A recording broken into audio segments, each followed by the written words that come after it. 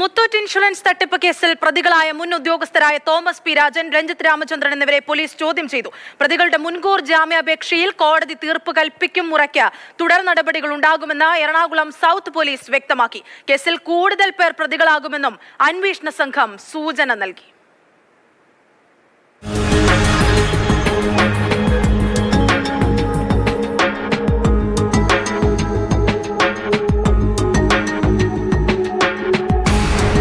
ജീവനക്കാർക്ക് നൽകാനുള്ള സമ്മാന കൂപ്പണുകളിൽ തിരിമറി നടത്തി കോടികൾ തട്ടിയ സംഭവത്തിൽ മുത്തൂറ്റ് ഗ്രൂപ്പിന്റെ പരാതിയിലായിരുന്നു മുൻ ജീവനക്കാർക്കെതിരെ പോലീസ് കേസെടുത്തിരുന്നത്.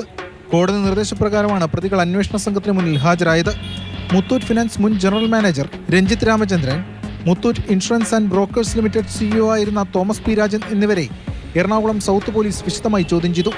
12 കോടിയോളം രൂപയുടെ തട്ടിപ്പ് പ്രതികൾ നടത്തിയെന്നാണ് പോലീസിന്റെ പ്രാഥമിക കണ്ടെത്തൽ.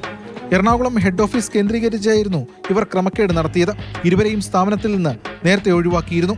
മികച്ച പ്രകടനം കാഴ്ചവെക്കുന്ന ജീവനക്കാർക്ക് നൽകാനുള്ള സമ്മാന കൂപ്പണുകളിലടക്കം പ്രതികൾ തിരിമറി നടത്തിയെന്നാണ് പോലീസിന് ബോധ്യമായിട്ടുള്ളത്. 2023 ഏപ്രിൽ മുതൽ 2024 നവംബർ മാസം വരെയുള്ള കാലയളവിലാണ് പ്രതികൾ വ്യാജരേഖയുണ്ടാക്കി തട്ടിപ്പ് നടത്തിയത്. ഇൻഷുറൻസ് മേഖലയിൽ പ്രവർത്തിക്കുന്ന കമ്പനിയിൽ നിശ്ചിത ബിസിനസ് നേടുന്ന ജീവനക്കാർക്ക് പ്രോത്സാഹനമായി 10 ലക്ഷം രൂപയുടെ വീതം കൂപ്പണുകൾ ഉൾപ്പെടെ നൽകാറുണ്ട്. ഇക്കാലയളവിൽ സമ്മാന കൂപ്പണുകൾ നൽകുന്നതിൽ പൊരുത്തക്കേടുകൾ മാതൃകമ്പനിയുടെ ശ്രദ്ധയിൽപ്പെടുകയും തട്ടിപ്പ് പിടികൂടുകയുമായിരുന്നു. വ്യാജരേഖ ചമച്ചാണ് ജീവനക്കാർക്ക് നൽകേണ്ട സമ്മാന കൂപ്പണുകൾ ഇരുവരും കൈക്കലാക്കിയതെന്നാണ് ആരോപണം.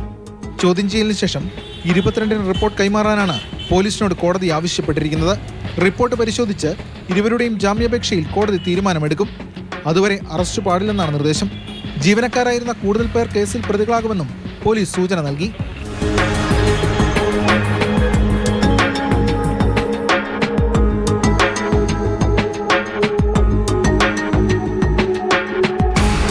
മാതൃഭൂമി ന്യൂസ്, കൊച്ചി.